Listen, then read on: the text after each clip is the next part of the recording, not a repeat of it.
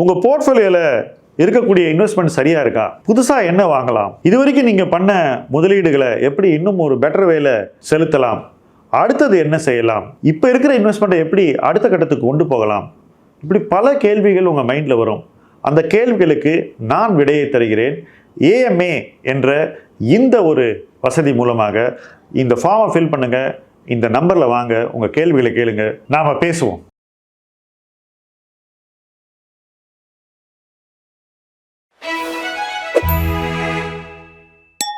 ID ஜாப்ல இருந்துட்டு wealth create பண்றது எப்படி?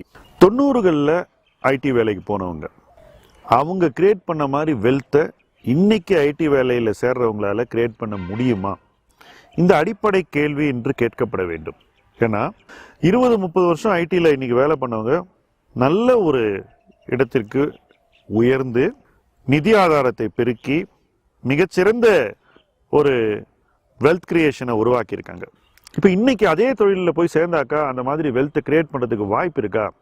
அதுவும் அந்த காலகட்டத்தில் சேர்ந்தவங்கள பெருவாரியானவங்க அந்த மாதிரி ஒரு வெற்றி அடைஞ்சிருக்காங்க. ரொம்ப குறைவான பேர் தான் வெல்த் கிரியேட் பண்ணலை. இப்போ இன்னைக்கு அதே மாதிரி ஒரு majority of those who enter IT இண்டஸ்ட்ரினால வெல்த் கிரியேட் பண்ண முடியுமா அப்படின்ற கேள்வியை நாம் இப்போ எழுப்புறோம். இப்போ எதுக்கு சார் இந்த கேள்வின்னு கூட நீங்கள் உடனே கேட்கலாம். இந்த கேள்விக்கான காலம் வந்துருச்சு அப்படின்னு நான் நினைக்கிறேன். என்ன ரீசன்னா, இந்த வெல்த் கிரியேஷன் நடந்ததற்கு ஒரு காலச்சூழல் இருந்தது. அந்த காலச்சூழல்ல ரூபாய் தன் மதிப்பை தொடர்ந்து இழந்து வந்தது. ரெண்டாவது, அந்நிய நாடுகளில் இருந்து வேலைகளை ஆஃப்ஷோர் பண்றதுக்கான ஒரு முயற்சி தொடர்ந்து நடந்து வந்தது. இங்க பண்ணா நம்ம காஸ்ட் அதிகமாகும், அதனால வேற நாட்டில் போய் பண்ணலான்னு ஒரு பிசினஸ் ஸ்ட்ராட்டஜியே இருந்தது. அதனால நிறைய ஒர்க் நம்ம நாட்டுக்கு வந்தது. வர்ற வேலையை செய்யறதுக்கு ஆட்கள் குறைவா இருந்தது, நிறுவனங்கள் கம்மியா இருந்தது. இண்டஸ்ட்ரியில் காம்படிட்டிவ் இன்டென்சிட்டி குறைவா இருந்தது. அந்த காம்படிட்டிவ் இன்டென்சிட்டி குறைவா இருந்ததுனால மார்ஜின்ஸ் பெட்டரா இருந்தது. இதெல்லாம் இண்டஸ்ட்ரிக்கு நிறைய குஷன் கொடுத்ததுனால வேஜ் நல்லா இருந்தது, வேஜ் இன்க்ரீஸ் ரொம்ப நல்லா இருந்தது. இன்னைக்கு என்ன சூழ்நிலை? இதுல பல வேரியபிள்ஸ் மாறிக்கிட்டு இருக்குன்றது தான் கலை யதார்த்தம். காம்படிட்டிவ் இன்டென்சிட்டி ரொம்பவே அதிகமாயிருச்சு. ஆஃப் ஷோரிங்க்கு எதிர்ப்பு பல நாடுகளில் கூடி வருகிறது. உள்நாட்டில் வேலை கொடுக்க வேண்டும் என்பது அரசியலாகிவிட்டது. நம்முடைய காஸ்ட் அதிகரிக்க அதிகரிக்க இது அங்க போய் பண்றதோட இங்கேயே பண்ணிக்கலான்ற ஒரு எண்ண ஓட்டமும் நிறுவனங்கள்ல அதிகரிக்குது. நிறைய நிறுவனங்கள் அவங்களே ஆஃப் ஷோர் டெவலப்மெண்ட் சென்டரை போட்டு அவங்களே அந்த வேலையை நேரடியாக ஆட்களை அமர்த்தி செய்து கொள்கிறார்கள். அப்போ அவங்க காஸ்ட் குறைஞ்சிருது. அவங்க காஸ்ட் குறையும் போது நிச்சயமாக சம்பளம் அந்த வேலைக்கு குறைவாகத்தான் கிடைக்கிறது. இதற்கான ஒரு மிக தெளிவான அறிகுறி ஒன்று இருக்குங்க. அது entry level salaries. Entry level salary ஐடியில் பல ஆண்டுகளாக இன்ஃப்ளேஷனையே பீட் பண்ணலங்கிறது தான் உண்மை. ஸோ ஆக்சுவலாக இன்னைக்கு இருக்கிற என்ட்ரி லெவல் சேலரியை நீங்கள் இன்ஃப்ளேஷனுக்கு அட்ஜஸ்ட் பண்ணி பார்த்துக்கினா 10 வருஷம் இதோட மிக குறைவாக இருக்குன்னு தான் என்னுடைய கணிப்பு. ஸோ என்ட்ரி லெவல் சேலரி குறைவாக இருக்கக்கூடிய ஒரு இண்டஸ்ட்ரியில் நீங்கள் போய் வேலை செய்ய ஆரம்பித்தாக்கா நீங்கள் உங்கள் வாழ்க்கையை எப்படி அமைச்சிக்கணும், என்ன மாதிரியான எதிர்பார்ப்புகளை உங்கள் வளர்ச்சிக்கு நீங்கள் உருவாக்கிக்கணும், உங்கள் வாழ்வியலுக்கும் நீங்கள் பணத்தை எப்படி கையாளுறீங்கன்றதுக்கும் உங்களுடைய வளர்ச்சிக்கும் நீங்கள் எப்படி சரியான பொருத்தத்தை உருவாக்க வேண்டும். இது எல்லாம் இன்னைக்கு எத்தனை பேர் யோசிக்கிறாங்க அப்படின்னு பார்த்தா ரொம்ப குறைவான பேர் தான் இதெல்லாம் யோசிக்கிறாங்க. இன்ஃபேக்ட் அப்படி யோசிச்சு வாழறவனை வாழ தெரியாதவன் தான் மற்றவங்கலாம் சொல்றாங்க. இதுதான் உண்மை. சேலரி இன்ஃப்ளேஷனுக்கு வளராத போது ஒருத்தர் என்ன செய்யணும்? தன்னுடைய வாழ்க்கை தரத்தை அந்த இன்ஃப்ளேஷனோட அலைன் பண்ணிக்கணும். செலவு பண்றதை நீங்க இன்ஃப்ளேஷனுக்கும் மேல பண்ணி வளர்த்துக்கிட்டீங்கன்னா அது நேரடியாக அவங்க சேமிப்பை வந்து பாதிச்சிடும். when your salary doesn't beat inflation, நீங்கள் லைஃப் ஸ்டைல் ஆட்டோமேட்டிக்காக குறைச்சி தான் ஆகணும். அப்போ தான் போதுமான சேவிங்ஸை நீங்கள் பண்ணுவீங்க. ஆனால் அந்த சேவிங்ஸ் இன்ஃப்ளேஷனை பீட் பண்ணி உங்களுக்கு ஒரு நல்ல எதிர்காலத்தை உருவாக்க முடியும். நிறைய பேர் இந்த மாதிரி கையை கட்டி வாழறவங்களை பார்த்து நகைப்பாங்க. ஆக்சுவலாக அவங்க தான் சரியான விஷயத்த பண்ணிட்டு இருப்பாங்க. நமக்கு அவங்கள பார்த்தா கிண்டலாக இருக்கும். வீட்டிலேருந்து சாப்பாடு கொண்டவனை பார்த்து நகைப்பாக இருக்கக்கூடிய ஒரு சமூகம் தான் நம்ம.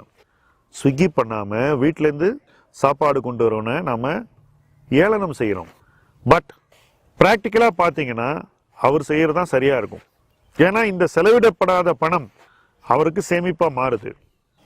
அவரை நகைப்பாக பார்ப்பவர்கள் அந்த பணத்தை அவர் என்ன செய்கிறாருங்கிறத பார்க்க தவறிடுறாங்க. அவங்களுக்கு தெரிய கூட தெரியாது.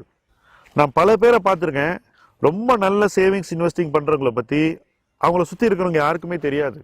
இவெல்லாம் என்ன பண்ணிட போறான்ற ஒரு ஆட்டிடியூட தான் அந்த மற்றவங்க இருப்பாங்க.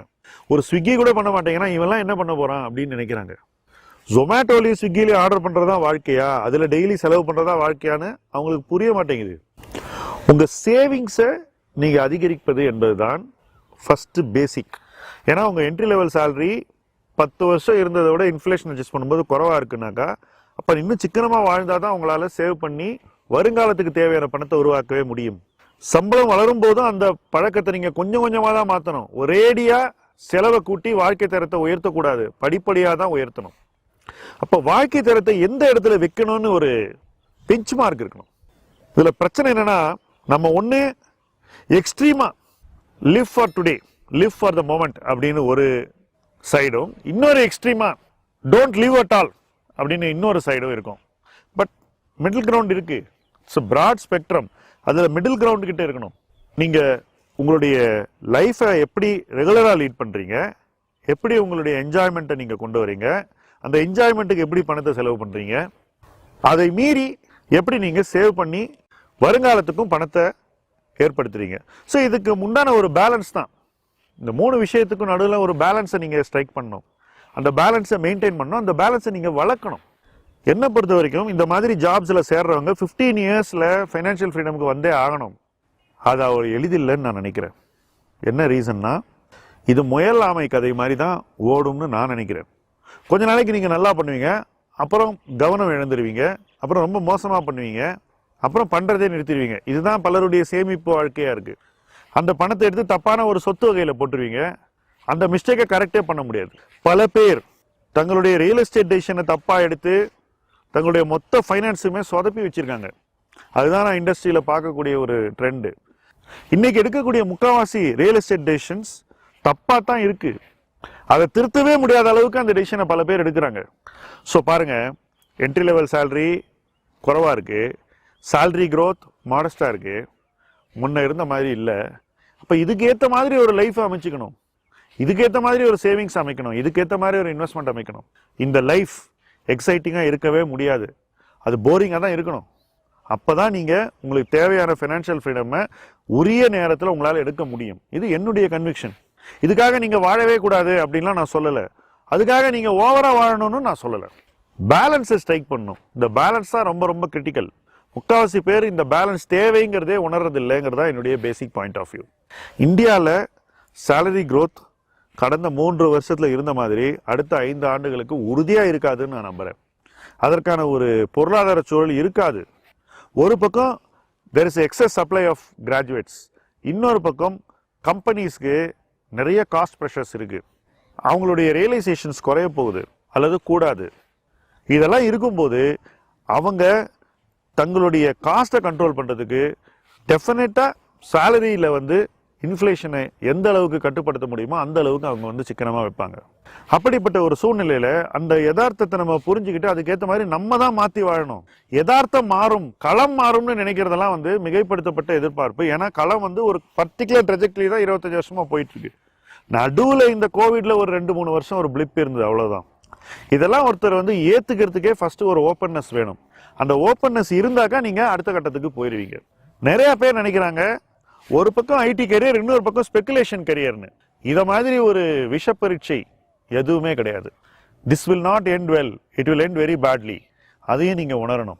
ஒரு பக்கம் ப்ரொஃபஷனல் கரியர், இன்னொரு பக்கம் சேவிங் அண்ட் இன்வெஸ்ட்மெண்ட் கரியர் இருந்தாதான் நீங்க போக வேண்டிய இடத்துக்கு சேஃபா போய் சேருவீங்க. இல்லைன்னா விபத்துக்கள் உறுதியாக நடக்கும். பங்குச்சந்தை என்பதே வெற்றியை தரக்கூடிய ஒரு இடம் இல்ல, விபத்துக்களை அதிகமாக தரக்கூடிய ஒரு இடம் தான். வெகு சில பேருக்கு தான் அது வெற்றியை கொடுக்கிறது. அப்படிப்பட்ட ஒரு இடம் தான் அது. அந்த இடத்துல போய் ஹையஸ்ட் ரிஸ்க் நான் எடுப்பேன்னு சொல்றதெல்லாம் நிச்சயமாக சரியல்ல. ஒரு குறிப்பிட்ட டைம்ல அது ஒர்க் அவுட் ஆகும், அதுக்கப்புறம் ஸ்டாப் பண்ணிடும். It will stop working. அதுதான் ஸ்டாக் மார்க்கெட். இன்னைக்கு அதை உணர வேண்டிய ஒரு அவசரம் இருக்கு. அதனாலதான் இந்த வீடியோவை இப்ப நம்ம போடுறோம். இந்த வீடியோவில் நம்ம சொல்லக்கூடிய தகவல்கள் எல்லாம் இதுக்கு முன்னாடி சொன்ன வீடியோவை விட வித்தியாசமானவை, முக்கியமானவை, நீங்க உட்கார்ந்து யோசிக்க வேண்டிய தகவல்கள். கெரியர்ல அடைய வேண்டிய growth நிச்சயமா ஒருத்தன் அடையணும். அந்த growthல ஹை சேவிங்ஸை கொண்டு வரணும்.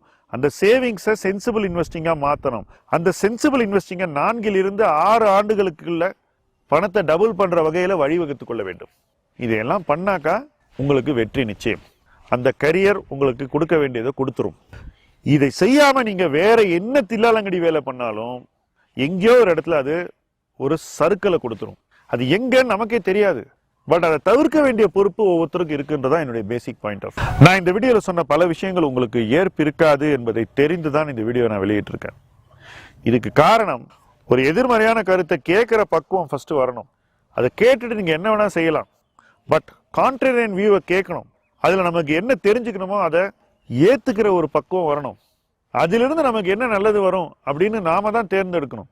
என்னால உங்க சாய்ஸஸ் எடுக்க முடியாது. பட் இப்படியெல்லாம் இருக்கு அப்படின்னு சொல்றதுக்கு எனக்கு கெப்பாசிட்டி இருக்கு. இதையெல்லாம் எடுத்துக்கொண்டு மாற்றத்தை ஏற்படுத்தக்கூடிய ஒரே நபர் நீங்க தான். நீங்கள் அதை செய்வீர்கள் என்ற நம்பிக்கையில் தான் இந்த வீடியோவை நம்ம வெளியிட்டிருக்கிறோம். இணைந்து பயணிப்போம். முதலீட்டு களம் உங்கள் களம். நன்றி.